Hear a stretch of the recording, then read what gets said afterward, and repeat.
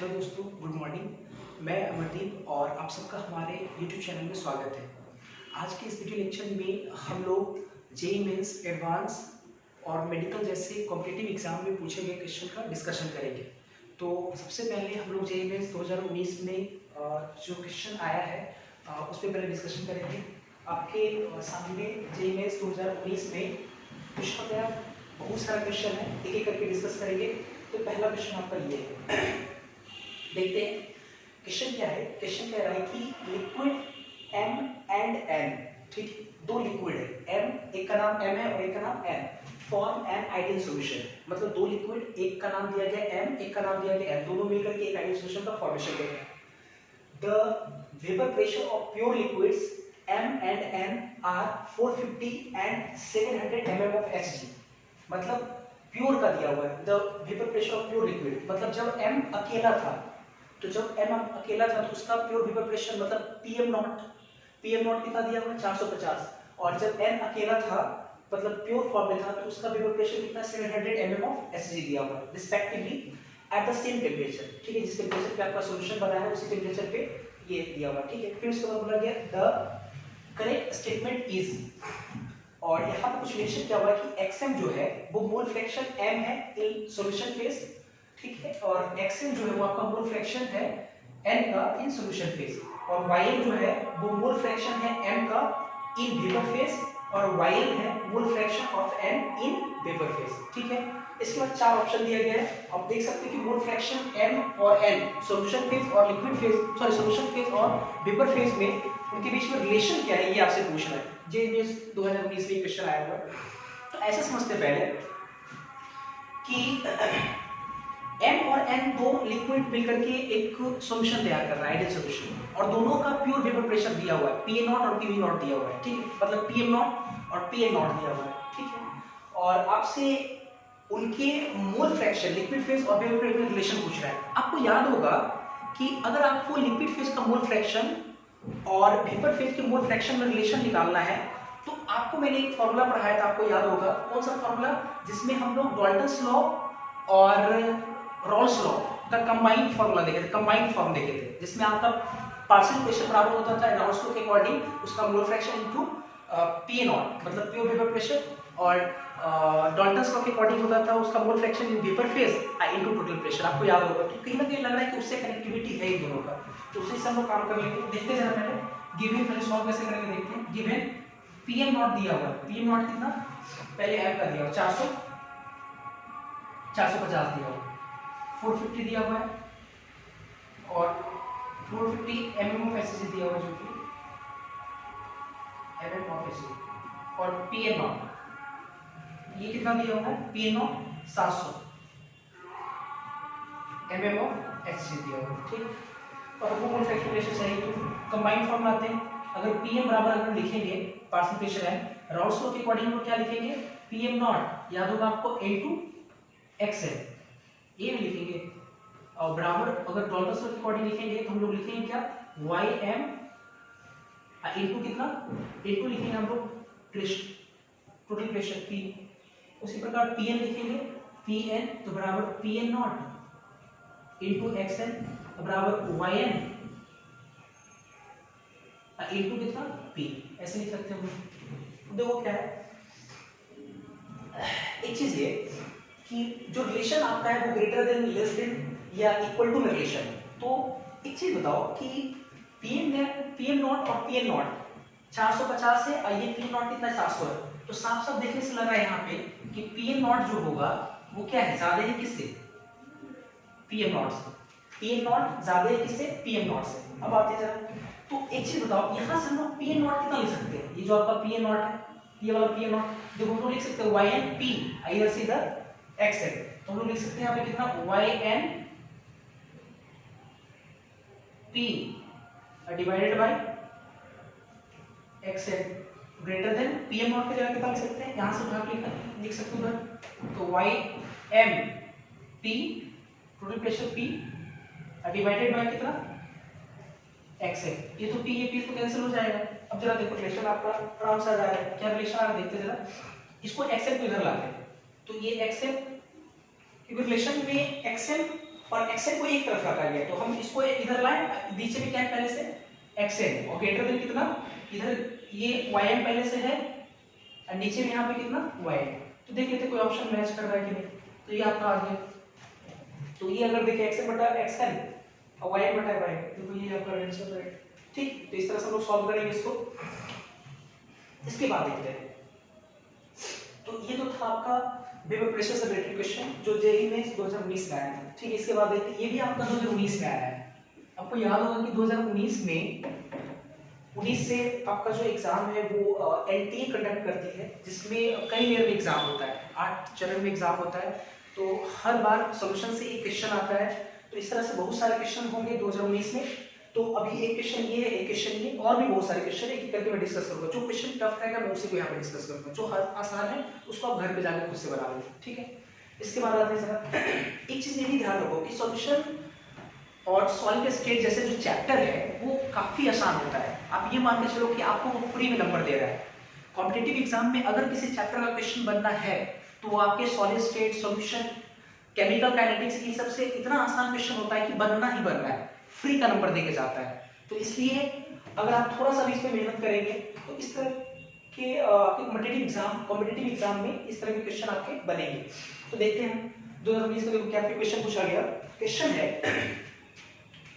कि for the solution of gases W, X, Y and Z in water at 298 Kelvin, the Henry's law constant KH are 0.5, 2, 35 and 40 क्या होगा आप समझ सकते हैं, किलो बार होगा, किलो बार। बिल्कुल, आपको याद होगा कि हेनरीज लॉ कांस्टेंट का जो यूनिट होता था वो प्रेशर के यूनिट के बराबर होता था। के यहाँ केल्विन नहीं होगा, किलो बार होगा, क्योंकि केल्विन नहीं होता, सिर्फ प्रेशर के यूनिट के बराबर होता है। किलो बार रिस्पेक्टिवली दिया हुआ है, X Y W X Y Z का हेनरीज लॉ कांस्टेंट दिया हुआ है। The correct plot of the given data is, तो आपसे पूछ रहा है कि ये 4 ग्राफ दिया हुआ है और इस 4 ग्राफ में आपका कौन सा जो ग्राफ है वो दिए हुए डेटा के अकॉर्डिंग क्या है, सही है, ये पूछा जा रहा है। तो आपका जो ग्राफ है आप देख सकते हो P और versus mole fraction of water. ठीक है, ये भी आपको देखो P versus mole fraction of water, सब तो वही है, P versus mole fraction of water. तो वेपर प्रेशर और मोल फ्रैक्शन ऑफ वाटर के वर्सेस ग्राफ दिया हुआ है। आपको याद होगा हम कई बार आपको बोले, हालांकि हम हेनरीज लॉ में ग्राफ नहीं पढ़ाए हैं, लेकिन मैंने आपको बोला था कि ग्राफ अगर आपको ड्रॉ करना है, खुद से अगर ग्राफ ड्रॉ करना है तो आप 2-3 बातों का ख्याल रखें। अगर आपको 2-3 बातें अगर आपको याद रहता है तो आप किसी भी 2 फिजिकल क्वांटिटीज के बीच आप आराम से ग्राफ ड्रॉ कर सकते हो। ठीक है, तो हमारे पास है वेपर प्रेशर और मोल फ्रैक्शन ऑफ वाटर का वो ग्राफ ड्रॉ करना है। तो पहले तो आप याद करो कि हेनरीज लॉ से जो हम लोग इक्वेशन पढ़े थे, उस इक्वेशन को हमको क्या करना पड़ेगा, वेपर प्रेशर और मोल फ्रैक्शन ऑफ वाटर के टर्म्स में लाना पड़ेगा, क्योंकि जिन 2 फिजिकल क्वांटिटीज के बीच आपको ग्राफ चाहिए, पहले उन 2 फिजिकल क्वांटिटीज के बीच आपको क्या करना पड़ेगा, एक रिलेशन डेवलप करना पड़ेगा। तो सबसे पहले हम रिलेशन डेवलप करेंगे। याद करो अकॉर्डिंग टू हेनरीज लॉ क्या होता है, हेनरीज लॉ होता है प्रेशर ऑफ गैस बराबर होता है KH, आपको याद होगा हेनरीज लॉ कांस्टेंट इनटू होता है मोल फ्रैक्शन ऑफ गैस, ये होता है, याद होगा। लेकिन एक चीज बताओ, ये जो इक्वेशन है वो तो ठीक है, प्रेशर जरूर है, लेकिन यहाँ पे मोल फ्रैक्शन गैस का है लेकिन वाटर का नहीं है। तो सॉल्वेंट आपका वाटर है, तो हम इसको ऐसे लिख सकते हैं क्या, P बराबर KH, क्योंकि हमको गैस का नहीं चाहिए मोल फ्रैक्शन, हमको चाहिए वाटर का, तो हम लोग लिख सकते हैं 1 माइनस X वाटर, मतलब मोल फ्रैक्शन ऑफ वाटर सॉल्वेंट का। ठीक है, इसको मल्टीप्लाई कर लेते हैं जरा। तो P बराबर, इसको इससे मल्टीप्लाई करेंगे, पहले लिख देते इसको KH, ये आपका मोल फ्रैक्शन ऑफ वाटर और प्लस कितना, प्लस KH। तो देखो आपके पास ये आया P बराबर minus KH, mole fraction of water plus KH। एक चीज बताओ कि अब तो रिलेशन हमारे पास आ गया प्रेशर और मोल फ्रैक्शन ऑफ वाटर के बीच में, मोल फ्रैक्शन ऑफ वाटर प्रेशर के बीच में। जो फिजिकल क्वांटिटीज y को उसको y से रिप्लेस कर दिए, तो y बराबर देखो हमारे पास क्या है, माइनस KH और x H2 पे जगह पे लिखेंगे x अब प्लस कितना KH। तो KH तो आपका हेनरीज लॉ कांस्टेंट है। ठीक है, तो ये इसको लोग कहते हैं क्या, स्लोप, और ये आपका क्या है, इंटरसेप्ट, y बराबर mx plus c, straight line आप लोग पढ़े होंगे। तो स्लोप और ये क्या है आपका इंटरसेप्ट। अब हमको ग्राफ चेक करना है कि स्लोप और इंटरसेप्ट में ठीक है, ये तो आपका इक्वेशन आया। अब हमको चेक करना है कि इन चार जो आपका दिया हुआ है, ग्राफ प्लॉट किया हुआ है, उसमें सही कौन है। तो एक चीज बताओ कि सबका हेनरीज कांस्टेंट देखो दिया हुआ है, अलग अलग गैस का हेनरीज कांस्टेंट अलग अलग होता है। ठीक है, ये दिया हुआ है 0.5 दिया हुआ है W का, 2 दिया हुआ है X का, 35 दिया हुआ Y और 40 दिया हुआ Z का। ठीक है, तो ऑब्वियस है इंटरसेप्ट के हिसाब से बात करें, बढ़िया से इंटरसेप्ट के हिसाब से बात करें तो KH जो है ना आपका इंटरसेप्ट है। इसका मतलब ये हुआ कि W गैस का जो KH वैल्यू क्या है 0.5, तो इसका मतलब इंटरसेप्ट उसका 0.5 होगा। किस गैस के लिए? W गैस के लिए इंटरसेप्ट 0.5, लेकिन गैस ऐसे बदल के X कर देंगे उसका इंटरसेप्ट कितना हो जाएगा 2 हो जाएगा, क्योंकि हेनरी लॉ कांस्टेंट कितना है 2 है Y गैस के, X गैस के लिए 2 हो जाएगा, Y के लिए 35, ये 35 हो जाएगा और Z के लिए कितना हो जाएगा वो 40 हो जाएगा। तो आपको नहीं लगता है कि ये कहीं ना कहीं ये जो पोर्शन होता है ये आपका इंटरसेप्ट है, ये वाला पोर्शन W का इंटरसेप्ट है, ये वाला पोर्शन X का इंटरसेप्ट है, ये वाला Y का, ये वाला आपका यहां से आता क्या Z का इंटरसेप्ट है। इसका मतलब ये तो क्लियर है कि W का इंटरसेप्ट नीचे मिलेगा, सबसे नीचे, क्योंकि इंटरसेप्ट सबसे कम है। उसके बाद आपको मिलेगा X का, उसके बाद Y का, उसके बाद Z का। तो सारे ग्राफ में पहले क्रॉस चेक कर लेते हैं क्या ऐसा है, नहीं है तो उसको हम लोग क्रॉस करते चले जाएंगे। तो आप देख सकते हो ये WXYZ सही है, WXYZ ये भी सही है, WXYZ ये भी सही है, नीचे WXYZ, मतलब इस वाले से तो फैसला बिल्कुल होगा नहीं, इंटरसेप्ट से आपका बिल्कुल फैसला नहीं होने जा रहा है। तो अब किससे फैसला करेंगे? हाँ, स्लोप है। तो एक चीज बताओ, स्लोप आपका कैसा है? नेगेटिव है, और स्लोप ऑलवेज नेगेटिव होगा, क्योंकि KH का जो वैल्यू होगा वो कभी आपका जो है नेगेटिव नहीं हो सकता है। तो ओवरऑल आपका जो ये टर्म है माइनस KH वो क्या होगा? नेगेटिव होगा। कैसे, इसको जरा देखते हैं। KH जो है आपका हेनरीज लॉ कांस्टेंट, वो एक प्रकार का, याद करो, अच्छा KH किसके बराबर होता है? प्रेशर और ये मोल फ्रैक्शन कभी नेगेटिव नहीं, प्रेशर भी कभी नेगेटिव नहीं, तो ऑब्वियस है KH आपका नेगेटिव नहीं होगा। तो स्लोप आपका ओवरऑल क्या आएगा? नेगेटिव आएगा, ये तो क्लियर, स्लोप नेगेटिव आएगा। तो आप एक चीज बताओ, अगर ग्राफ ड्रॉ करोगे जिसमें स्लोप नेगेटिव हो, तो स्लोप नेगेटिव करने के लिए आप ग्राफ कैसे ड्रॉ करोगे? इसके नीचे या इसके ऊपर? सोच कर देखो एक बार पहले, मैंने आपको वो बेसिक चीजें सिखाया था शुरुआत में। जैसे इंटरसेप्ट तो चलो पॉजिटिव है, ये यहां मान लो, ठीक है, इंटरसेप्ट पॉजिटिव है। अब लाइन ये वाला होगा कि लाइन ये वाला होगा? तो आपको याद होगा ये वाला लाइन हम लोग नहीं ड्रॉ करेंगे, क्योंकि इस वाला लाइन को ड्रॉ करने का मतलब देखो, जो इंटरसेप्ट आपका है वो 90 से क्या है? छोटा है, 90 डिग्री से छोटा है, और ये वाला क्या है? थीटा जो है वो 90 से बड़ा है। तो हमको तो इंटरसेप्ट 90 से बड़ा करना है, तो 90 से बड़ा का मतलब ये हुआ कि लाइन को ऐसे जाना पड़ेगा, सारे लाइन को ऐसे जाना पड़ेगा। तो सारे लाइन को ऐसे जाना पड़ेगा, मतलब ये देखो नीचे की तरफ थोड़ा बेंड है, ये भी नीचे बेंड, ये भी नीचे बेंड, ये भी बेंड, मतलब ये हो सकता है। क्रॉस चेक कर रहे हैं, ये भी नीचे, ये भी नीचे, ये भी नीचे, ये भी नीचे, ये भी हो सकता, सॉरी, ठीक है, ये थोड़ा सा ऊपर की तरफ से जो भी हो, थोड़ा सा अगर मान लो नीचे भी ऐसा देख लेते हैं, ठीक है। उसके बाद देखते हैं जरा, और अगर इन सबको देखो जरा, ये ऊपर की तरफ जा रहा है, ऐसे ऐसे नहीं झुक रहा है, ऊपर की तरफ जा रहा है, तो ये वाला तो आप क्रॉस चेक कर लो कि गलत हो जाए। ये भी देखो ऊपर की तरफ जा रहा है, ये भी गलत आपका है। सी और डी ऑप्शन बिल्कुल गलत है आपका, क्योंकि ग्राफ में जो लाइन है वो नीचे की तरफ बेंड करेगा, क्योंकि स्लोप उसका नेगेटिव है, क्लियर है? ये दोनों तो होगा नहीं। अब इन दोनों पे हम लोग आते हैं, अब इन दोनों में हम लोग चेक करें तो बढ़िया से, तो एक चीज बताओ कि इसका जो इंटरसेप्ट है W का वो माइनस में 0.5 है, इसका 2 है, और आगे वाला का 35, फिर आगे वाला का कितना है? 40 है, मतलब इंटरसेप्ट बढ़ रहा है। इंटरसेप्ट बढ़ने का मतलब एंगल बढ़ेगा। तो आपको नहीं लगता है इन दोनों अगर हम देखें तो, अगर इसमें देखें तो देखो इसमें जो एंगल होगा, ठीक है, वो कुछ होगा, फिर उसके बाद इसमें अगर एंगल देखें हम लोग, ठीक है, और इसमें फिर एंगल अगर हम लोग देखें और इसमें एंगल देखें, तो आपको हर बार लगेगा क्या कि एंगल जो है वो क्या हो रहा है कि बढ़ रहा है, ठीक है। अच्छा, इसमें एक बार देखते जरा, समझाता हूं पहले उसमें। जैसे इन दोनों में अगर हम देखें जरा बढ़िया से, देखो क्या बोलना चाह रहे हैं। जैसे एक चीज बताओ कि आपका जो हेनरीज लॉ कांस्टेंट है वो आपका क्या इंटरसेप्ट, सॉरी एंगल मतलब स्लोप है आपका, ठीक है, तो माइनस में मतलब स्लोप है, तो इसका मतलब थीटा जितना ज्यादा होगा, बढ़िया से, थीटा जितना ज्यादा होगा, है ना, इसका मतलब कि उसका स्लोप उतना ही ज्यादा होगा, ठीक है। स्लोप थीटा में हम मेजर करते ज्यादा होना चाहिए। तो एक चीज बताओ कि WXYZ में अगर हम बात करें तो ज्यादा एंगल किसका होना चाहिए? ज्यादा एंगल किसका होना चाहिए? ज्यादा एंगल होना चाहिए Z का। सोच रहे हो कि उसका इंटरसेप्ट क्या है? ज्यादा, सॉरी, उसका स्लोप क्या है? ज्यादा है।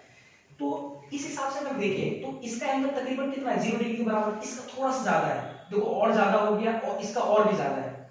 अब अगर अच्छे से अगर देखें, मतलब मैं यहाँ दिखा रहा हूँ, जैसे ऐसे समझो, जैसे ये मान लो कि x एक्सिस है, ऐसे मान लेते हैं, ठीक है, एक लाइन ऐसे हम ड्रॉ करते हैं, ठीक है, एक लाइन ऐसे ड्रॉ करते हैं, एक लाइन अगर ये दोनों अगर हम लोग देखें तो जो इन दोनों लाइन में अगर हम लोग देखें ऐसे, तो ये लाइन थोड़ा ज्यादा ऊपर है, ये लाइन थोड़ा ज्यादा नीचे है। तो जो लाइन ज्यादा नीचे बेंड करेगा, जो लाइन ज्यादा नीचे बेंड करेगा उसका देखो एंगल काफी ज्यादा है।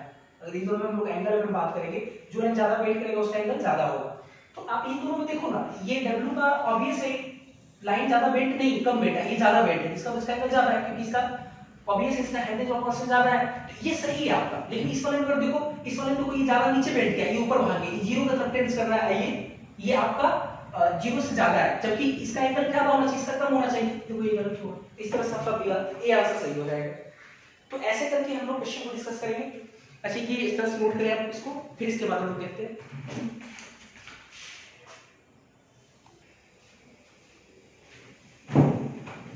इसके बाद फिर हम लोग देखेंगे जेईई 2019 में और भी क्वेश्चन पूछे गए, जिसमें दो क्वेश्चन और हम लोग, एक ये और एक ये। अब ये आपका 2019 में भी आया है, ये 2019 में क्वेश्चन पहले मैं एक बार पहले समझा देता हूँ, फिर उसके बाद हम इस पर डिस्कशन करेंगे, इसको सॉल्व करेंगे। देखिए लिखा हुआ है liquids A and B form an ideal solution in the entire composition range। ठीक है, A और B मिलकर के आइडियल सॉल्यूशन बनाता है इंटायर किसी भी कंपोजिशन रेंज पर, ठीक रेंज में। और at 350 at 350 kelvin the vapour pressure of pure A and B are 7 × 10³ pascal और 12 × 10³ पास्कल। मतलब A और B दो लिक्विड मिलकर के एक आइडियल सॉल्यूशन बनाता है। दोनों वोलेटाइल क्यों, क्योंकि दोनों का प्योर वेपर प्रेशर दिया हुआ है। A और B का कितना दिया हुआ है, 7 × 10³ पास्कल और 12 × 10³ पास्कल रिस्पेक्टिवली।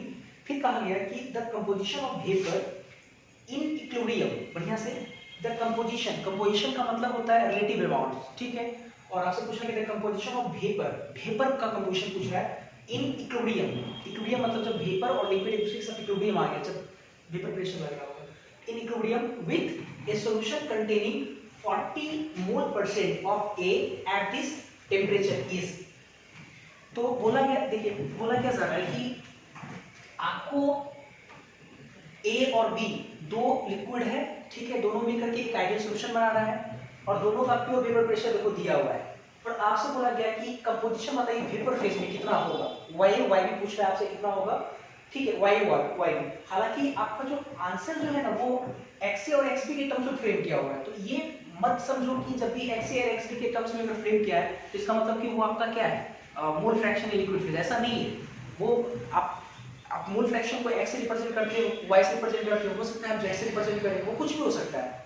तो आपसे पूछ रहा है वेपर फेज में उसका कंपोजिशन क्या होगा, अर्थात वाई और वाई भी क्या होगा जब with A solution containing 40 mole% of A at this temperature. मतलब उस सॉल्यूशन में A का कितना परसेंट है, मोल परसेंट 40% है। 40% मतलब मोल परसेंट किसको बोलते हैं, 100 में 40 है। तो मोल फ्रैक्शन A का तो पता चल ही गया, 100 में 40 तो 1 में कितना, 40/100 वही मोल फ्रैक्शन होगा, 0.4 मोल फ्रैक्शन होगा A का। इसका मतलब A का मोल फ्रैक्शन लिक्विड फेज में पता चल गया, तो B का भी पता चल जाएगा, B का हो जाएगा 0.6। इसका मतलब ये हुआ कि A और B का लिक्विड फेज में मोल फ्रैक्शन पता चल गया और A और B का प्योर वेपर प्रेशर दिया हुआ है। और आपसे पूछता है कंपोजिशन Y और YB क्या होगा, तो हमको लगता है कि आराम से निकल जाएगा। कैसे निकालेंगे पहले देखते हैं, दिमाग में ऐसे चलाओ कि अगर Y और YB चाहिए तो Y और YB निकालने के लिए आपको डाल्टन्स लॉ का सहारा लेना पड़ेगा। और डाल्टन्स लॉ बराबर कितना होता है, डाल्टन्स लॉ के हिसाब से क्या होता है, जो आपका पार्शियल वेपर प्रेशर होता है किसी भी कंपोनेंट का वो बराबर होता है mole fraction vapour phase into total pressure. ना तो टोटल प्रेशर दिया हुआ है और ना ही डायरेक्ट जो है आपका पार्शियल वेपर प्रेशर दिया, तो पहले निकालना पड़ेगा आपको। देखते हैं कैसे। देखिए सबसे पहले तो टोटल वेपर प्रेशर निकालेंगे सॉल्यूशन का, तो P बराबर कितना होगा, PA0 × XA plus PB0 × XB।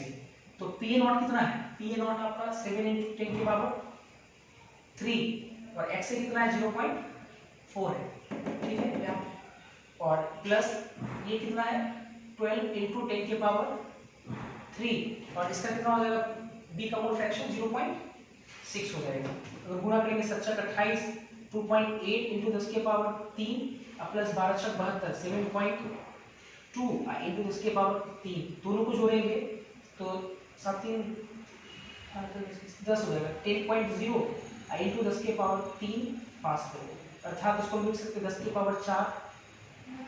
Pascal लिख सकते हैं, ठीक है। अब आते हैं फ्रॉम डॉल्टन्स लॉ से। डॉल्टन्स लॉ से अगर निकालना है तो पी ए बराबर कितना लिखेंगे, y A to total pressure P. तो यहाँ से हमको वाई वैल्यू निकालनी है, वाई बराबर कितना पी ए बटा कितना पी। पी ए को तो कितना लिख सकते हैं Raoult according, P A naught into X A बटा पी। तो P A naught into X A तो आप निकाले हो कितना है 2.8 इनटू 10 के पावर 3 डिवाइडेड बाय ये आया आपका गुणा करने के बाद। अब पी कितना आया आपका 10 के पावर 4 आया। 10 के पावर अगर 4 आया है, ठीक है, 10 के पावर अगर 4 आया है, चलो नेक्स्ट, ठीक है, 10 के 4 आया, ये 3 से 3 कैंसिल हो जाएगा, एक जीरो यहाँ पे, इसका तो 0 पॉइंट कितना हो जाएगा 28 हो जाएगा, ये 0.28 y तो इसलिए y भी कितना हो जाएगा, घटा देंगे 0.62 0.72 तो ये आपका आंसर हो गया और आंसर इससे मैच कर बी आंसर करेंगे। नेक्स्ट जो आपका क्वेश्चन है ये भी आपका जेईई 2019 में आया हुआ है, 2019 में, और ये जो क्वेश्चन आपका है वो हैंडिस लॉ पे बेस्ड है। आपको मैंने हैंडिस लॉ पढ़ाया था, अगर हैंडिस लॉ अच्छे से पढ़े हैं तो बिल्कुल आपका ये सवाल बनेगा। देखते पहले है क्या हैंडिस लॉ के अकॉर्डिंग ये क्वेश्चन फ्रेम किया गया। क्वेश्चन लिखा हुआ है कि which one of the following statements regarding Henry's law is not correct। एक छोटी सी बात बताना चाहूंगा यहाँ पे, कई बार क्या होता है कि जब हम लोग किसी भी कॉम्पिटिटिव एग्जाम में बैठते हैं तो हमारे दिमाग में एक चीज चलता है कि जल्दी जल्दी क्वेश्चन बना ले, और उस जल्दी जल्दी क्वेश्चन बनाने के क्रम में होता क्या है कि आपसे स्पेलिंग मिस्टेक होता है। जब उसको आप रिचेक करते हो एग्जामिनेशन हॉल से, जब बाहर जाकर के जब आपका एग्जाम खत्म हो जाता है तो आपको लगता है आई ये तो क्वेश्चन ऐसे पूछ रहा था। और खास करके हम लोग एक गलती करते हैं इस वाले स्टेटमेंट में, आपसे पूछ रहा है इज नॉट करेक्ट। हम मेरे दिमाग में चलता है कि अगर क्वेश्चन पूछ रहा है रिगार्डिंग हैंडिस लॉ तो दिमाग में चलता है कि हैंडिस लॉ से रिलेटेड कौन सी बातें सही है, जबकि यहाँ पूछ रहा है कि हैंडिस लॉ से संबंधित कौन सी बातें क्या है इनकरेक्ट है, इज नॉट करेक्ट अर्थात इनकरेक्ट पूछ रहा है आपसे। तो ये छोटी छोटी जो स्लिंग मिस्टेक है उससे बचने के लिए आप क्वेश्चन को थोड़ा केयरफुली पढ़ें ताकि आपका क्वेश्चन बिल्कुल बनेगा। और आसान क्वेश्चन तो एकदम रहता है आपके जेईई मेंस वगैरह में, आपसे क्वेश्चन बनेगा। तो ठीक है, देखते हैं। तो इज नॉट करेक्ट। अब आते हैं जरा लाइन पढ़ते हैं, एक 4 स्टेटमेंट दिया हुआ है। 4 स्टेटमेंट में हमको ढूंढना है कि ऐसा हैंडिस लॉ से रिलेटेड कौन सा ऐसा पॉइंट है जो कि आपका इनकरेक्ट है। तो पहला देखो पॉइंट लिखा हुआ है different gases have different KH value at the same temperature. बिल्कुल ये सही है आपका, ये लाइन सही है। इससे पहले भी एक ग्राफ का क्वेश्चन बनाए थे, तो आपको याद होगा कि अलग अलग गैस के लिए हैंडिस लॉ कांस्टेंट अलग अलग था, है ना। तो इसका मतलब कि different gases having different KH value at the same temperature. तो ये स्टेटमेंट आपका सही है। तो जल्दीबाजी में क्या लगेगा कि यही सही है, चलो अगला क्वेश्चन बढ़ जाते हैं। तो ये सब आपका स्लिंग मिस्टेक हो सकता है, तो इन सबसे बचना है आपको। तो ये स्टेटमेंट तो सही है, आपसे पूछ रहा है इनकरेक्ट, तो ये वाला ऑप्शन तो होगा नहीं। नेक्स्ट देखते हैं, नेक्स्ट आपको देखते हैं एक बार क्या लिखा हुआ। नेक्स्ट लिखा हुआ है higher the value of KH, बढ़िया से, higher the value of KH at given pressure higher is the solidity of gas in the liquid. तो आपसे बोला क्या जा रहा है कि प्रेशर अगर क्या हो कांस्टेंट हो, एट गिवन प्रेशर का प्रेशर कांस्टेंट हो तो KH का वैल्यू ज्यादा होगा। KH वैल्यू अगर ज्यादा होगा तो उस गैस की सॉलिडिटी भी क्या होगी, ज्यादा होगी। तो थोड़ा देखते हैं, चेक करते हैं। हम हैंडिस लॉ इक्वेशन पढ़े हैं ना, पार्शियल प्रेशर ऑफ गैस बराबर कितना पढ़े KH इनटू कितना मोल फ्रैक्शन ऑफ गैस। मतलब ये सॉलिडिटी बोल सकते हैं हम लोग, ये मोल फ्रैक्शन मतलब सॉलिडिटी इन लिक्विड सॉल्वेंट में, वही चीज है ना सॉलिडिटी है ये, ठीक है। ये जितना ज्यादा सॉल्युबल होगा इसका मतलब कि मोल फ्रैक्शन का ज्यादा होगा, ये ना गैस जितना ज्यादा सॉल्युबल उसका मोल फ्रैक्शन का ज्यादा। तो ये तो कांस्टेंट है आपका। तो KH पूछ रहा है क्या, KH हाई होगा। KH अगर किसी गैस का अगर ज्यादा है तो क्या उसकी सॉलिडिटी हाई होगी, नहीं, सॉलिडिटी लो होगा, क्योंकि ये सॉलिडिटी को रिप्रेजेंट कर रहा है आपका। सॉलिडिटी का मतलब हुआ कि ज्यादा से ज्यादा अमाउंट जो गैस का है वो लिक्विड सॉल्वेंट में घुल रहा है, जो कि आपका मोल फ्रैक्शन है प्रकार का, ठीक है। तो कहीं ना कहीं आप अगर देखोगे ये तो कांस्टेंट है, ये दोनों गुना में इधर जाएगा तो क्या हो जाएगा, नीचे आ जाएगा, और ये एक दूसरे से क्या हो जाएगा, इनवर्सली रिलेटेड हो जाएगा। ये ज्यादा तब होगा जब इसका वैल्यू क्या होगा, कम होगा, क्लियर है ना। ये ज्यादा होगा तब जब इसका वैल्यू क्या होगा, कम होगा। तो इसका मतलब ये हुआ कि कहीं ना कहीं ये जो स्टेटमेंट है आपका वो क्या है, गलत है, और आंसर के अकॉर्डिंग ये क्या आपका होगा, सही होगा। और भी 2 स्टेटमेंट उसको भी जरा देख लेते हैं। नेक्स्ट लिखा हुआ the value of KH increases with increase of temperature and KH is the function of nature of gas. ये लाइन तो बिल्कुल सही है। KH जो है वो गैस के नेचर पर डिपेंड करता है, क्योंकि गैस को बदलेंगे तो केएच का वैल्यू बदल जाएगा। और लिखा था value of KH increases with increase of temperature. बिल्कुल, टेम्परेचर अगर बढ़ाएंगे तो केएच का जो वैल्यू होगा वो बढ़ेगा। क्यों बढ़ेगा? क्योंकि अगर टेम्परेचर हम बढ़ाएंगे तो टेम्परेचर के बढ़ाने से जो आपका गैस का जो प्रेशर वो बढ़ेगा। तो अगर गैस का प्रेशर बढ़ेगा तो केएच ऑब्वियसली बढ़ेगा, तो इसलिए ये स्टेटमेंट आपका सही है। अच्छा, next, the partial pressure of gas in vapour phase, ये वाला ठीक है, is proportional to mole fraction of gas in the solution. बिल्कुल, इन द गैस सॉल्यूशन, तो इसका हेनरीज लॉ का स्टेटमेंट ही था, ये तो सही है आपका। तो ये ए, सी और डी, ये तीन स्टेटमेंट सही है हेनरीज लॉ से रिलेटेड, ये आपका गलत इसलिए आंसर हो जाएगा। फिर इसके बाद हम लोग देखते हैं, अब इसको नोट करें।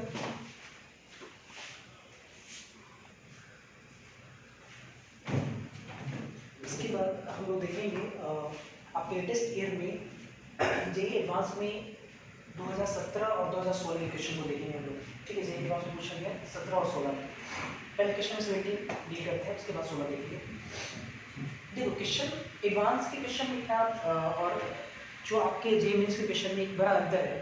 अंतर ये आता है कि जो जेईई एडवांस का जो क्वेश्चन होता है वो काफ़ी बड़ा बड़ा लिखा होता है, मतलब काफ़ी ज़्यादा लेंथी रहता है लिखा हुआ है। उसको पढ़ते पढ़ते लगता है कि पता नहीं कि क्या है, नहीं बन पाएगा, छूट जाएगा।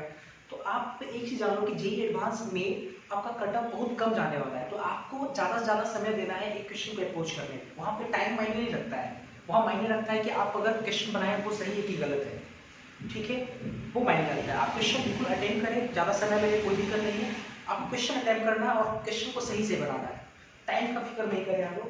तो जो सवाल है पहले उसको हम डिस्कस करते हैं। क्वेश्चन लिखा हुआ है कि for a solution form by mixing liquid L and M, आराम से एक सॉल्यूशन बनाया गया L और M लिक्विड को मिला करके। पहले चलिए, the vapour pressure of L plotted against the mole fraction of M in the solution is given, sorry is shown in the flowing figure. मतलब देखो, दिए हुए पिक्चर में वेपर प्रेशर लिखा हुआ भी है, vapour pressure of L plotted against the mole fraction of M। तो वेपर प्रेशर ये आपका L का PL और वर्सेस मोल फ्रैक्शन XM का, यहाँ 1 है, यहाँ पे 0 है, ऐसे ड्रॉ किया गया, ठीक। ड्रॉ करके ऐसा कोई कर्व आ रहा है, ऐसा मेंशन किया हुआ, ठीक है। इसके बाद आगे जाओ, फिर कहा जा रहा है कि here XL and XM are mole fraction of L and M। मतलब जो आपका XL है और जो आपका XM है वो क्या है, मोल फ्रैक्शन L और M का रिस्पेक्टिवली इन द सॉल्यूशन। कोई दिक्कत नहीं है, हम पहले भी जानते हैं, हम लोग AB के टर्म्स में पढ़े, यहाँ पे L और M के टर्म्स में दिया हुआ है।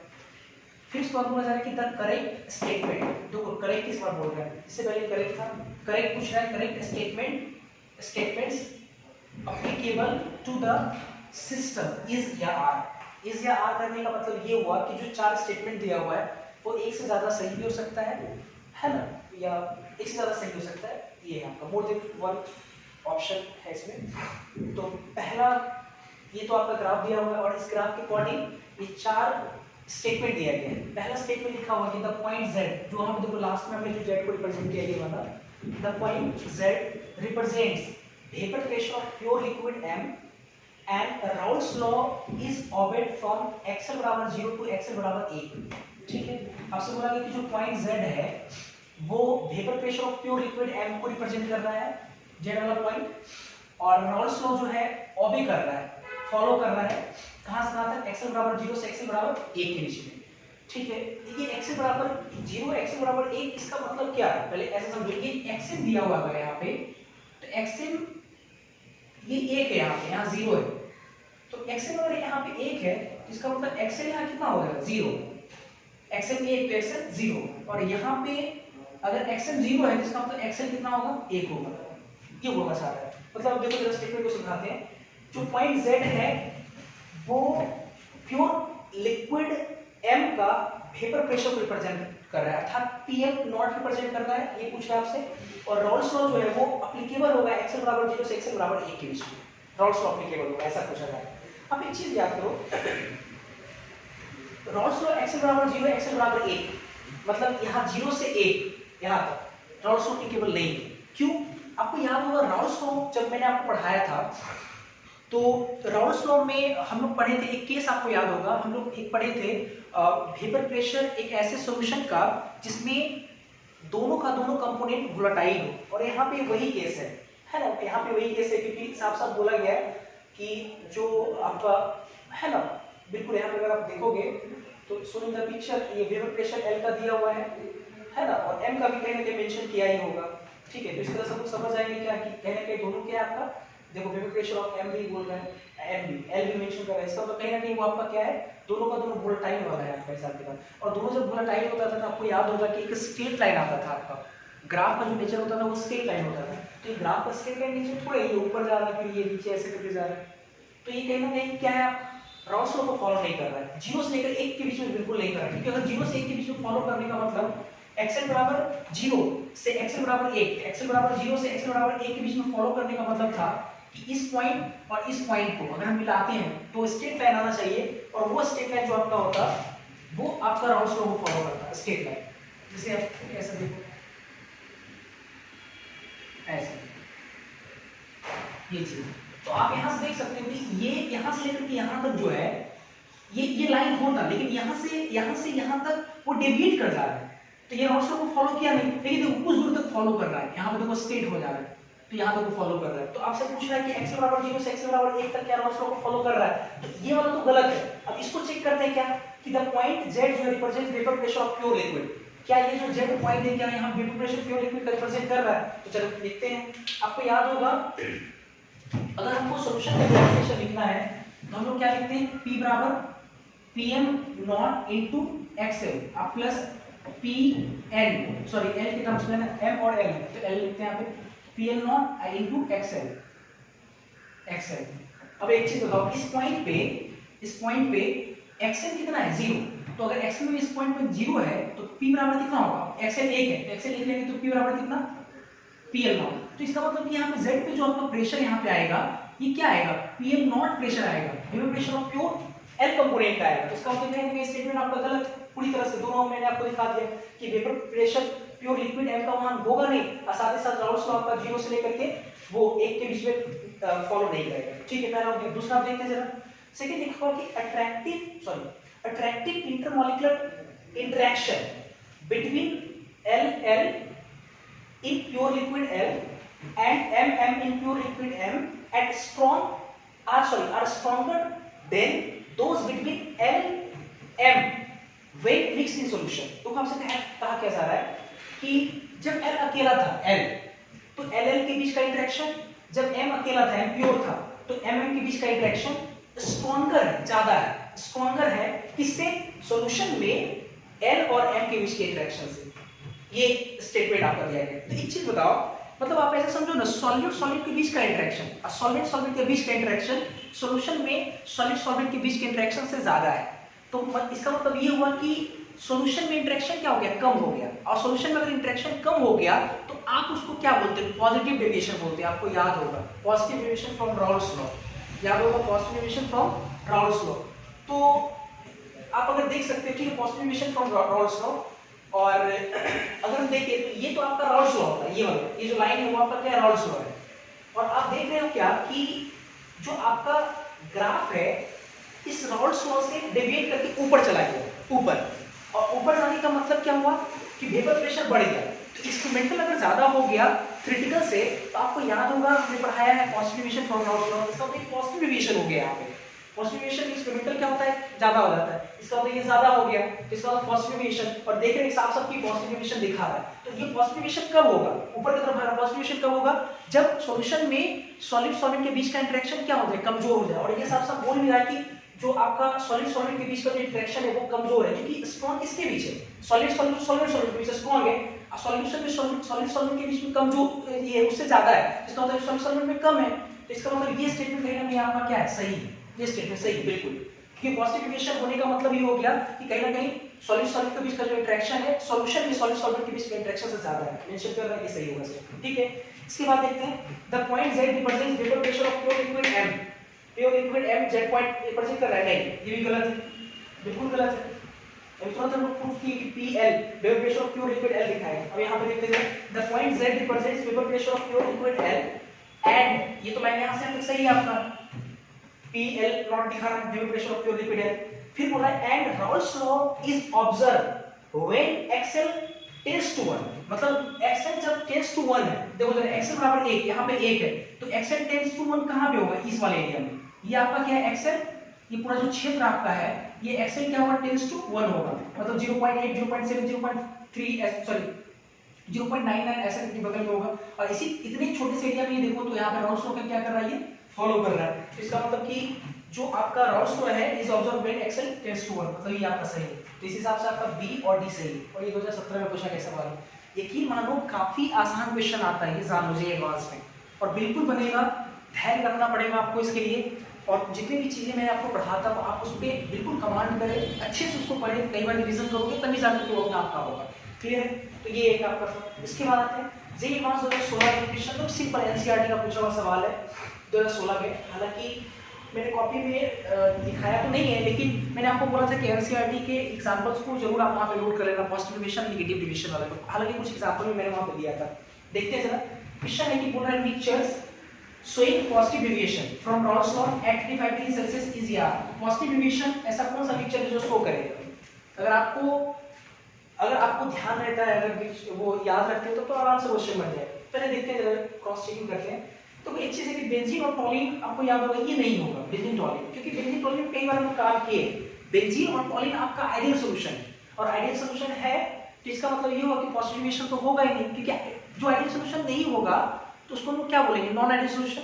और नॉन आइडियल सॉल्यूशन कहीं ना कहीं राउल्स लॉ को फॉलो नहीं करता है और वो डेविएट कर जाता है। तो बेंजीन और टॉलिन का स्ट्रक्चर तकरीबन सेम है, कई बार एग्जांपल किए, तो बेंजीन टॉलिन तो हटा ही दो।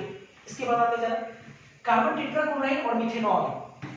देखो कार्बन टेट्राक्लोराइड और मिथेनॉल ये आपका है, ये आपका है। कार्बन टेट्राक्लोराइड क्या होता है, कार्बन टेट्राक्लोराइड एक कार्बन, इससे 4 क्लोरीन लगा होता है, और मिथेनॉल मतलब CH3OH। ठीक है, ये है आपका कार्बन डाइसल्फाइड।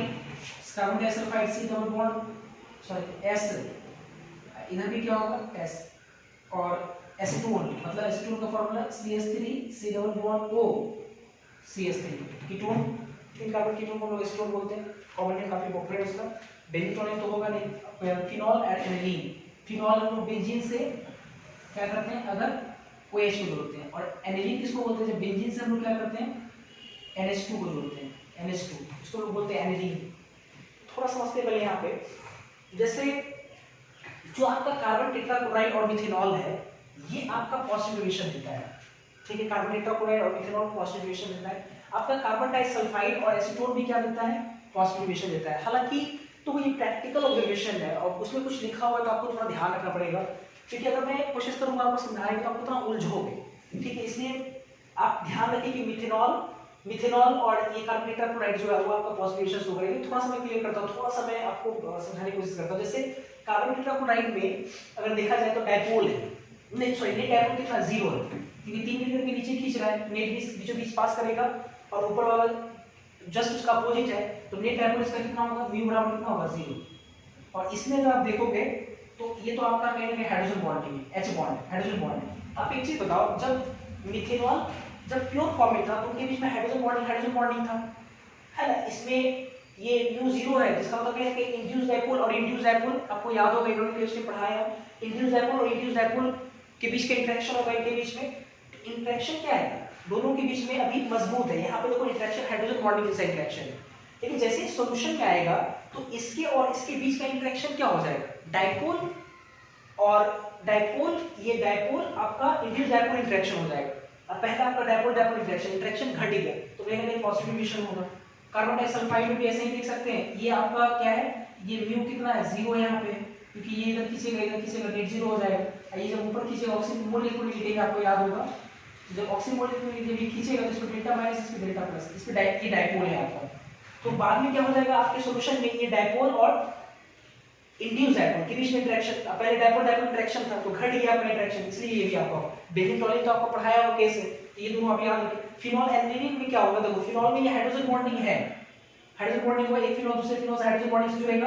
अब देखो एल्निलीन में भी हाइड्रोजन बॉन्डिंग है, लेकिन जैसे इन दोनों को सॉल्यूशन में लाएंगे तो इन दोनों के बीच में भी एक हाइड्रोजन बॉन्डिंग हो जाएगा, मतलब इसके बीच तो रहेगा अपने अपने के बीच, इसके अपने अपने के बीच रहेगा, इसके साथ में कैसा इंटरेक्शन होगा। हाइड्रोजन बॉन्डिंग, इसका नाइट्रोजन जो मोड इलेक्ट्रॉन नेगेटिव होगा, इसके हाइड्रोजन को क्या करेगा, अट्रैक्ट करेगा। तो कहीं ना कहीं सॉल्यूशन में जो है वो स्ट्रॉन्ग फोर्स ऑफ इंटरेक्शन बढ़ गया, और स्ट्रॉन्ग फोर्स ऑफ इंटरेक्शन अगर बढ़ गया तो ये कहीं ना कहीं आपका क्या होगा, नेगेटिव डेविएशन दिखाएगा, नेगेटिव डेविएशन। तो ये आपका पॉजिटिव डेविएशन, ये आपका क्या है, कोई डेविएशन नहीं, ये आपको कोई डेविएशन। इस तरह से आपका ए और बी आंसर होगा।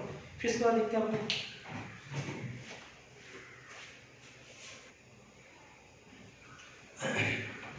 इसके बाद हम लोग आगे की तरफ बढ़ते हैं। नेक्स्ट क्वेश्चन आपके जी एडवांस 2019 में पूछा हुआ एक सवाल है। पहले ये 2019 में न्यूमेरिकल बेस्ड क्वेश्चन आता था, अभी भी आता है, पैटर्न होता है न्यूमेरिकल बेस्ड, मतलब उसका न्यूमेरिकल वैल्यूज क्या है, इंटीजर टाइप क्वेश्चन आता है। तो ये एक सवाल दिया गया 2019 में। क्वेश्चन क्या करते हैं, पहले लिखा हुआ liquid A and B for ideal solution over the entire range of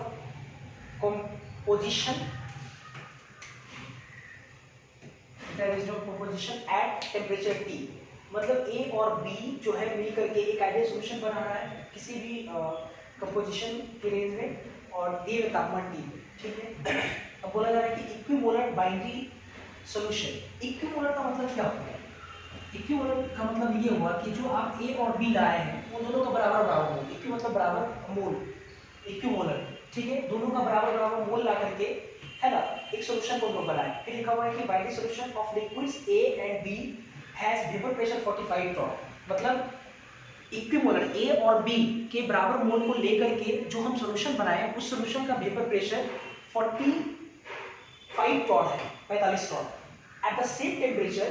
फिर बोला कि उसी टेम्परेचर पे a new solution of A and B, मतलब कि उसी तापमान पे A और B का एक नया सॉल्यूशन हम लोग तैयार किए, A और B का नया सॉल्यूशन तैयार किए, having mole fraction XA and XB, जिसमें हम लोग उसका मोल फ्रैक्शन XA और XB मान लिए। मतलब इससे पहले जो हम लोग A और B को मिलाकर जो तैयार किए उसमें XA और XB 0.5 है, क्योंकि दोनों का बराबर बराबर मोल है। लेकिन फिर से जब A और B का नया सॉल्यूशन तैयार किए, आपको नहीं पता कि वो किसमें कितना मोल है, कितना उसका मोल फ्रैक्शन होगा, तो मान लिया गया कि XA का मोल A का मोल फ्रैक्शन XA और B का मोल फ्रैक्शन XB है, और उस सॉल्यूशन का has vapor pressure of 22.5 torr, जिसका वेपर प्रेशर 22.5 टॉर है। The value of XA is to XB, मतलब XA mole fraction liquid phase में इस वाले के लिए बोल रहा है, डिवाइडेड बाय, मतलब डिवाइडेड बाय रेशियो पूछ रहा है XB in the new solution is, in the new solution is कितना होगा, कुछ दिया हुआ, given that vapour pressure of liquid A is 20 torr at the temperature T। Pure liquid का जो वेपर प्रेशर दिया हुआ वो 20 टॉर दिया हुआ है। ठीक है, लिक्विड ए का। अच्छा, अब आते जरा, तो हमको करना क्या है कि हमको XA और XB का रेशियो निकालना है। ठीक है, देखो A और B का दो अलग अलग सॉल्यूशन है, अच्छे समझेंगे। A और B का दो अलग अलग सॉल्यूशन है। पहला वाला जो सॉल्यूशन है उसमें A और B दोनों का मोल फ्रैक्शन दिया हुआ है, और साथ ही साथ आपका प्योर वेपर प्रेशर A का दिया हुआ 20 टॉर, और उस सॉल्यूशन का वेपर प्रेशर दिया हुआ कितना, 45 टॉर। फिर A और B का एक अलग दूसरा सॉल्यूशन बनाया गया जिसमें वेपर प्रेशर उस सॉल्यूशन का 22.5 टॉर है। तो आपसे पूछ रहा है कि उस सॉल्यूशन में A और B की कंपोजिशन का रेशियो क्या होगा। तो आप एक चीज बताओ कि जो आपका प्रथम सॉल्यूशन है उसका वेपर प्रेशर अगर लगाओगे फर्स्ट सॉल्यूशन का, मतलब जो आपका इनिशियल सॉल्यूशन, जो पहला सॉल्यूशन आपका है उसमें अगर आप देखोगे प्रेशर अगर लगाओगे P बराबर, अब कितना लिखोगे, PA0 into XA plus PB0 into XB। और आप देखो ना जरा, कहीं ना कहीं ये जो पहला जो कंडीशन दिया है ना वो आपको लगता है PB0 निकालने के लिए दिया है, क्योंकि PA0 दिया हुआ है। कैसे निकालेंगे देखते हैं जरा, P कितना दिया 45 और PA0 दिया हुआ कितना 20, और ये 1/2 प्लस PB0 ये तो निकालना ही है इंटू ये 1/2। तो ये तो आपका 10 हो गया, इधर गया तो कितना 35 और दोनों 70, मतलब PB0 कितना आ गया 70 टॉर आ गया, 70 टॉर आ गया PB0। ठीक है, अब देखो जरा जो आपका फाइनल सॉल्यूशन है, फाइनल जो सॉल्यूशन बनाया, ठीक है, A और B तो कांस्टेंट ही रहेगा। जो आपका फाइनल सॉल्यूशन है उसमें अगर हम लोग वेपर प्रेशर P लगाएंगे तो P बराबर कितना लिखेंगे हम लोग, P0 इंटू XA और PB0 इंटू XB। तो P तो दिया, P तो इसका दिया हुआ नया वाला सॉल्यूशन का कितना 22.5 5। P not P V not same temperature पे क्या होगा, कांस्टेंट होगा, लिखा होगा सब सेम टेम्परेचर, उस टेम्परेचर पे काम कर रहे हैं। तो पी ए नॉट कितना आपका 20, ये एक्स से तो निकालना ही है, तो एक्स से को चल लेते हैं यहाँ पे एक्स, ठीक है, प्लस पी वी नॉट कितना है, पी वी नॉट 70 है, 70 और ये एक्स भी। तो ऐसा करते हैं कि इक्वेशन को पता है एक्स और एक्स भी कितना एक होता है, तो यहाँ से क्या करते हैं कि इसको बदल देते हैं, एक्स से लिख सकते हैं 1 माइनस एक्स भी, तो वहाँ से देखते हैं 22.5 बराबर 20 1 minus X B plus 70 X B. और अगर देखेंगे तो ये 20 इधर आएगा तो 2.5 हो जाएगा, डायरेक्ट कर रहा हूँ मैं, और ये 20 से मल्टीप्लाई होगा तो minus X B minus 20 X B 70 यानी 50 एक्स बी। तो एक्स बी बराबर कितना हो जाएगा 2.5 बटा 50, जैसे नोटा है 0, 25 दूनी 50 20 0.20 है ना 0.5 20 4 0.4। तो अगर एक्स बी आपका 0.4 आया तो इसका मतलब x से 0. कितना आएगा 6। तो नाउ हमसे पूछा गया है रेशियो, रेशियो किसका पूछा जा रहा है x से अपॉन एक्स बी का, तो x से अपॉन एक्स बी मतलब 0.6 और 0.4 0.6 एक बटा 20 है ना, ठीक है 50 कितना हो गया 25 1 बटा 20 1 बटा 20 का मतलब कितना होगा, गलती लगता है कि यहाँ गलती की 1 बटा 20 है ना, सॉरी 1 बटा 20 चलो 1 बटा 20 ही कर लेते हैं। तो ये आपका अगर 1 बटा 20 है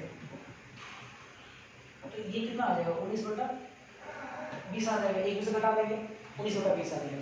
तो यहाँ आपका क्या आएगा वैल्यू एक्स से आएगा 19 बटा 20, ये आपका 1 बटा 20 20 का इसका मतलब 19 से आपका आंसर हो जाएगा, 19 आंसर इसका हो जाएगा।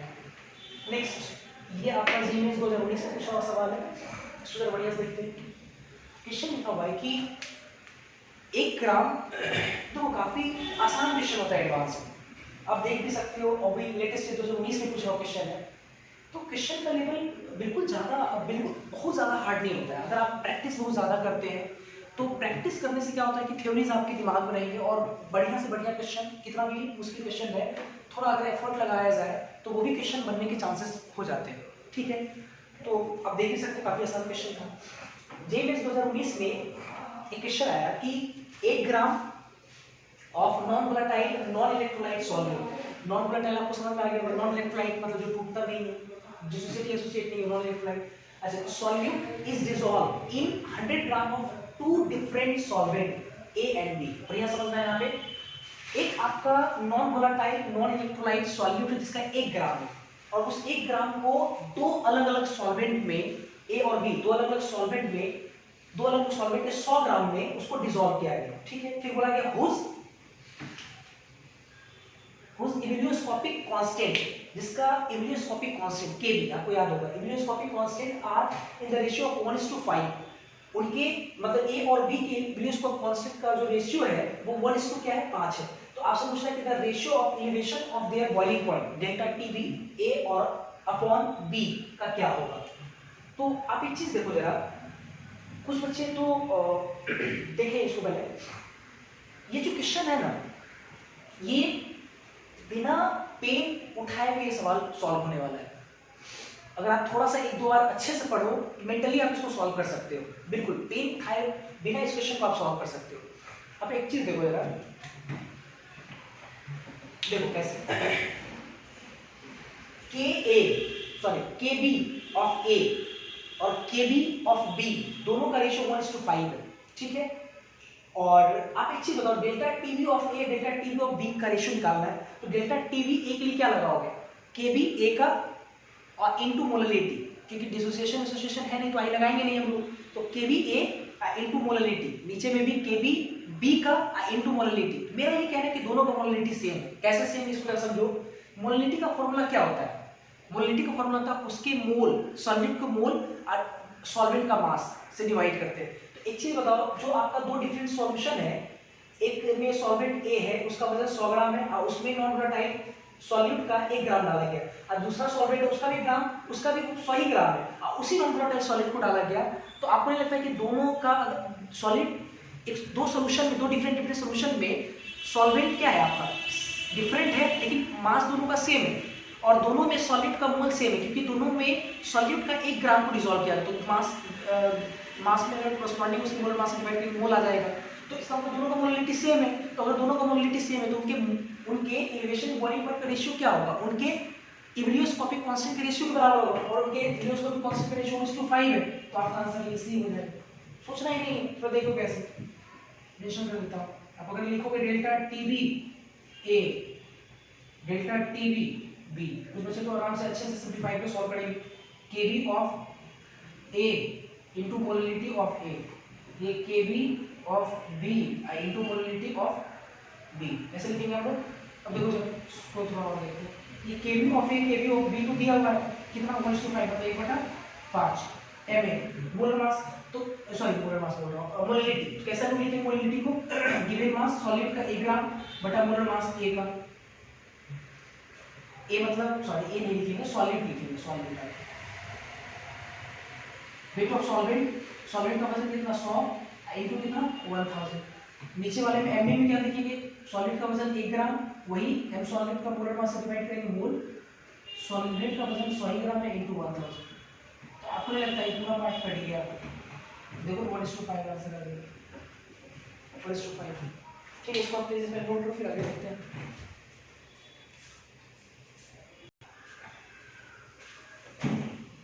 अभी हम लोग न्यूमेरिकल नहीं करेंगे, 2 मिनट के बाद न्यूमेरिकल से मैं आपको कराऊंगा। एक बात कहना था आपसे कि वो ये कि आजकल जो आपके जेईई मेंस, एडवांस और नीट मेडिकल जैसे एग्ज़ाम में जो क्वेश्चन पूछा जाता है, उसमें एक क्वेश्चन का जो प्रचलन है ना, वो बहुत दिनों से आता आ रहा है। वैसे क्वेश्चन का ट्रेंड बिल्कुल आ रहा है। मतलब होता क्या है कि आपसे करेगा क्या कि 3-4 कंपाउंड दे देगा, 3 से 4 कंपाउंड आपको दे देगा, और पूछेगा क्या कि बताइए कि 4 कंपाउंड नहीं, ऐसे 4 सोल्यूशन आपको दे देगा, 4 डिफरेंट सोल्यूशन, और आपसे पूछा जाएगा कि बताइए कि कौन से सोल्यूशन ऐसा है जिसका फ्रीजिंग पॉइंट, सोल्यूशन का फ्रीजिंग पॉइंट सबसे ज़्यादा है या सबसे कम है, कौन सा ऐसा सोल्यूशन जिसका बॉइलिंग पॉइंट सबसे ज़्यादा है या सबसे कम है। तो इस तरह का क्वेश्चन काफ़ी कॉमन क्वेश्चन है जो आपके कॉम्पिटिटिव एग्जाम में कई बार पूछा जाता है। तो इस वाले पोर्शन पे आपको थोड़ा कमांड करना है। हालांकि मैं कंक्लूजन समझा दूंगा, लेकिन वो कैसे होता है, कैसे वो चेक करेंगे, तो मैं आपको अप्रोच करने का पहले तरीका बता देता हूँ, क्योंकि कॉन्सेप्ट आपको हमेशा याद रहेगा। ठीक है, आप नियम जो बनाएंगे तो आप भूल जाओगे, तो आपको कॉन्सेप्ट के अकॉर्डिंग क्या करते हैं, चीज़ें को समझा देते हैं, और उसके बाद फिर क्या करते हैं, एक नियम बना लेते हैं, और उस नियम पे हम लोग कॉमन तरीके से काम करेंगे। ठीक है, जैसे देखो, जैसे अगर हम लोग वेपर प्रेशर, अगर हम लोग डिप्रेशन फ्रीजिंग पॉइंट की बात करें, depression freezing point delta TF, तो आपको याद होगा केएफ आई2 कितना होता है, मोलरिटी आई2 आई भी ले लेते हैं। अगर डिसोसिएशन नहीं होता है का वैल्यू 1 हो जाएगा, हमें जनरल तैयार कर देते हैं। आपसे पूछेगा कि बताइए किस 3-4 कंपाउंड देख कौन सा सोल्यूशन जिसका फ्रीजिंग पॉइंट, सोल्यूशन का फ्रीजिंग पॉइंट सबसे ज्यादा होगा। तो आप एक चीज देखो जरा, डेल्टा टीएफ बराबर टीएफ इनटू मोलरिटी इनटू आई। ठीक है, तो डेल्टा टीएफ को लिख सकते हैं टीएफ नॉट माइनस टीएफ बराबर KF into molarity I into I, ये लिख सकते हैं बराबर। ठीक है, अब देखो जरा आपका टीएफ क्या है, ये तो है आपका फ्रीजिंग पॉइंट ऑफ सॉल्यूशन। तो हम लोग टीएफ बराबर कितना लिखेंगे, टीएफ बराबर हम लिख सकते हैं कितना, हम लोग लिख सकते हैं टीएफ नॉट, इसको उधर लेंगे, इसको उधर लाते हैं, minus KF molarity I into I. ठीक है, आपको पता होना चाहिए कि टीएफ नॉट और केएफ ये दोनों क्या है आपका, ये दोनों का दोनों जो है आपका ये कांस्टेंट टर्म है। कांस्टेंट कब, जब जो आपको 4 कंपाउंड दे रहा है आराम से, जो 4 आपको सॉल्यूशन दे रहा है, जो 4 सॉल्यूशन आपको दे रहा है, अगर वो चारों सॉल्यूशन में सॉल्वेंट, चारों सॉल्यूशन में एक ही तरह का सॉल्वेंट अगर इस्तेमाल किया, ठीक है, तो ऑब्वियसली सॉल्वेंट अगर एक ही तरह का इस्तेमाल करेंगे तो टीएफ नॉट ऑब्वियसली सॉल्वेंट होता है, केएफ भी सॉल्वेंट का प्रॉपर्टीज होता है, दोनों कांस्टेंट होगा। तो टीएफ आपका क्या फ्रीजिंग पॉइंट ऑफ सॉल्यूशन है, ये आपका फ्रीजिंग पॉइंट ऑफ सॉल्यूशन। तो आप एक चीज बताओ, ये ज्यादा से ज्यादा कब होगा, ये दोनों तो कांस्टेंट है, जब m इनटू i का गुना क्या हो, ज्यादा हो कि कम हो। तो आप एक चीज बताओ, कम होना चाहिए। क्यों कम होना चाहिए, क्योंकि आप एक चीज देखो कि m इनटू i का गुना जितना ज्यादा होगा ये टर्म उतना ही ज्यादा होगा, और टीएफ नॉट से ये टर्म घट रहा है, तो ये जितना ज्यादा होगा तो घट करके उतना कम आ जाएगा। तो इसको ज्यादा होने के लिए इसका गुना क्या होना चाहिए, कम होना चाहिए। तो एक चीज तो हम लोग समझ गए कि अगर किसी भी 4-5 सोल्यूशन को देख करके अगर आपसे पूछे कि कौन सा ऐसा सोल्यूशन जिसका फ्रीजिंग पॉइंट, सोल्यूशन का फ्रीजिंग पॉइंट ज्यादा है कम है, तो आपको एक चीज समझ आएगा कि m/i का गुना चेक करें, जिसका कम आएगा m/i का गुना उसका फ्रीजिंग पॉइंट क्या होगा, ज्यादा होगा। मतलब अर्थात कंक्लूजन की मैं बात करूं तो TF inversely proportional to m/i। तो साथ ही साथ एक चीज और देख लेते हैं, बॉइलिंग पॉइंट वाला, वो भी पूछा जाता है। एलिवेशन की बॉइलिंग पॉइंट डेल्टा TB बराबर कितना, Kb into molarity into I। तो T डेल्टा TB कितना लिख सकते हैं, TB माइनस TB नॉट बराबर Kb into molarity into I। तो TB ये बराबर कितना लिख सकते हैं, TB not plus Kb into molarity into कितना I।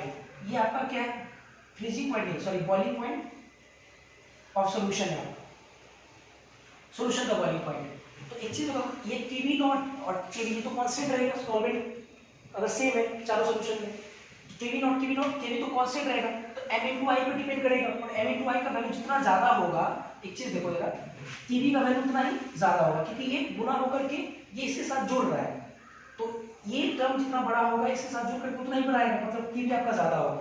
तो यहां से देखो कंक्लूजन में पार्ट पे हम लोग आते हैं। कंक्लूजन ये कि अगर हमसे फ्रीजिंग पॉइंट पूछता है सॉल्यूशन का, इस बात पर थोड़ा ध्यान दें, सॉल्यूशन का तो हमको चेक करना है, तो आप इनवर्सली प्रोपोर्शनल चेक कीजिए कितना, m into i, inversely proportional m into i। और दूसरा बॉइलिंग पॉइंट ऑफ सॉल्यूशन जो होगा, अगर चेक करना है बॉइलिंग पॉइंट ऑफ सॉल्यूशन, तो ये होगा directly proportional to m into i। देखो दोनों में अंतर है, एक में इनवर्सली एक में डायरेक्टली। अगर हम लोग अगर बात करें सॉरी ये ऑस्मोटिक प्रेशर की अगर हम लोग बात करें, ऑस्मोटिक प्रेशर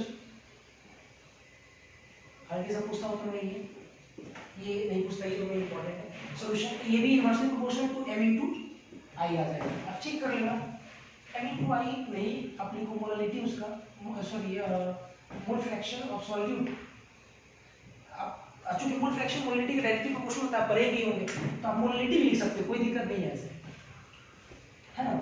और चौथा अगर हम लोग बात करें, सॉरी गलती, ये ऑस्मोटिक प्रेशर है, ऑस्मोटिक प्रेशर कंसंट्रेशन आपको याद होगा पाई बराबर CRT, तो C मतलब कंसंट्रेशन मतलब molarity into I, CRT, R constant T constant अगर दिया रहेगा सब सॉल्यूशन का टेंपरेचर सेम, तो molarity into I, capital M into I कर लेते हैं, चेक करेंगे डायरेक्टली प्रोपोर्शनल। और अगर आप वेपर प्रेशर ऑफ सॉल्यूशन का चेक करते हैं, सॉल्यूशन कोई आप सॉल्यूशन में लिखा, तो ये आपका इनवर्सली प्रोपोर्शनल होगा m into i, इसके बारे में हम बोल रहे थे m into i। तो ये चार आपको ध्यान रखना है, कंक्लूजन ये वाला पॉइंट, इसलिए ये दोनों काफी इंपॉर्टेंट है, इससे बहुत सारा क्वेश्चन बनेगा। अभी मैं 1 से 2 क्वेश्चन करा देता हूं, कैसे अप्रोच करना है आपके कई। अभी जो मैंने आपको कंक्लूजन कराया था, जिसमें हम लोग देखे कि फ्रीजिंग पॉइंट सॉल्यूशन का inversely proportional to m into i, concentration into i water factor, और बॉइलिंग पॉइंट सॉल्यूशन का concentration into i water factor, ऐसे तो देखिए इसी बेस्ड एक क्वेश्चन, 1-2 क्वेश्चन मिल गए। ये जो क्वेश्चन आपका ये असाइनमेंट का क्वेश्चन एक्सरसाइज 3 में आपको मिल जाएगा। ये क्वेश्चन क्या है, मैं एक बार पहले पढ़ता हूं।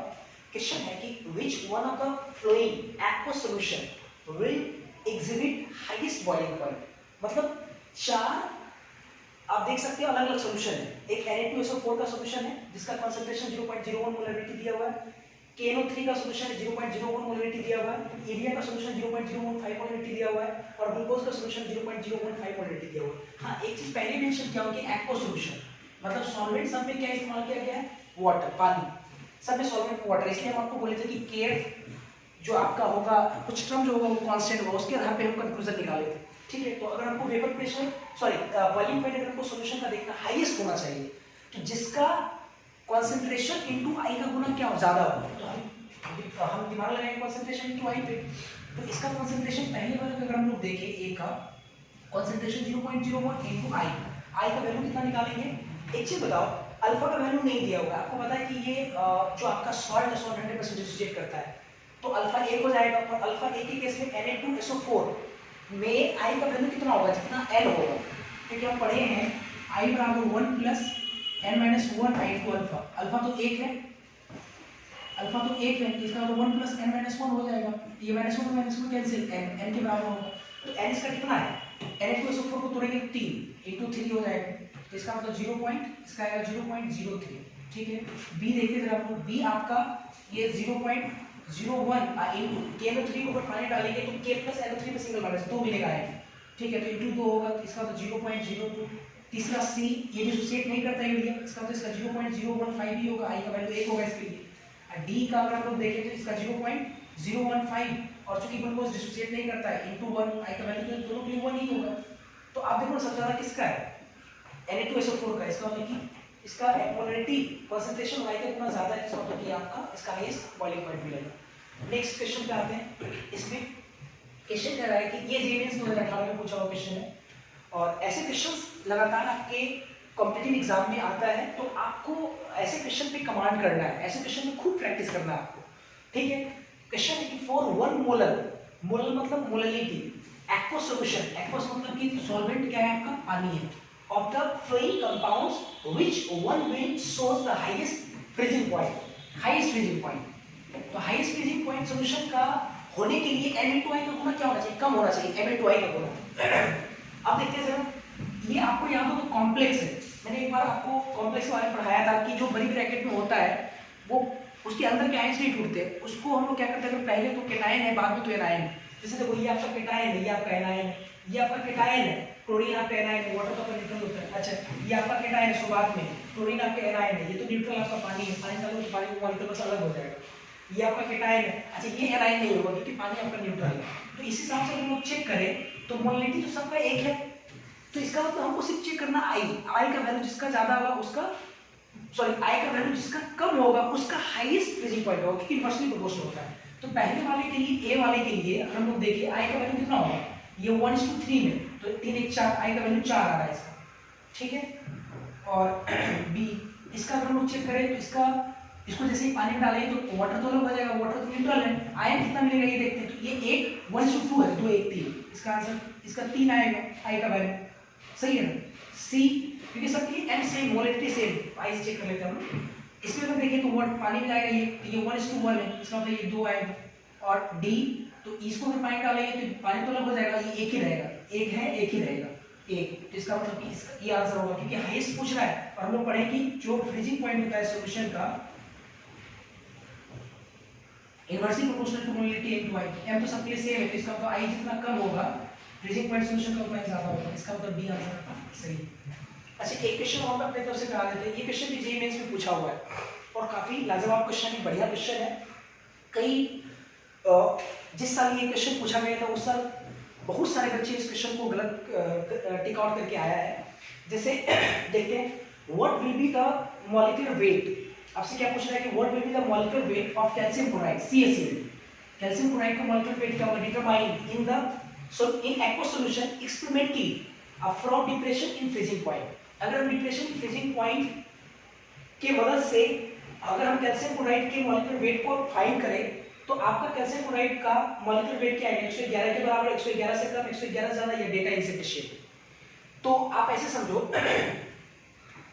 कि एक चीज बताओ, मैंने आपको बोला था कि जो आपका क्वालिटेटिव प्रॉपर्टीज है उसका मेनली जो इस्तेमाल होता है वो नॉन वोलेटाइल सॉलिड के मॉलिक्यूलर वेट को निकालने में करते हैं। तो इसका मतलब इसके सॉलिड के मॉलिक्यूलर वेट को निकालने में ही मेंशन करता है। अब देखते हैं जरा, कैल्शियम क्लोराइड का अगर आप मॉलिक्यूलर वेट निकालते हो m कैल्शियम क्लोराइड, तो कैल्शियम का तो होता है 40, क्लोरीन 35.5, 35.5 × 2 71,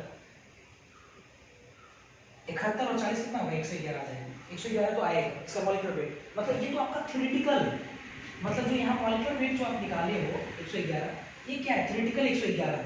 तो क्या आपको एक्सपेरिमेंटल 111 मिलेगा, नहीं 111 नहीं मिलेगा एक्सपेरिमेंटल। क्यों, क्योंकि आपका कहीं ना कहीं जो कैल्शियम क्लोराइड है ये डिसोसिएट कर जाएगा, और डिसोसिएट करेगा तो आयन का संख्या बढ़ जाएगा, आयन की संख्या बढ़ने से क्वालिटेटिव प्रॉपर्टीज बढ़ जाएगा, और qualitative properties inversely proportional to molecular weight होता है, तो इसका तो क्वालिटेटिव प्रॉपर्टीज के बढ़ने से उसका मॉलिक्यूलर वेट क्या हो जाएगा, कम हो जाएगा। तो 111 नहीं बल्कि 111 से कम, अर्थात लेस देन 111, आपका बी आंसर हो जाएगा। और उस साल कई सारे बच्चे डाटा इंसिनुएशन मार्केट के आए थे, उसको लगा कि सर डिप्रेशन फ्रीजिंग पॉइंट से चाहिए तो केफ का वैल्यू चाहिए हमको, है ना, और भी बहुत सारे टीवी नॉट चाहिए, सॉरी टीएफ नॉट चाहिए, टीएफ चाहिए, तब तो जाकर हम निकालेंगे मॉलिक्यूलर वेट।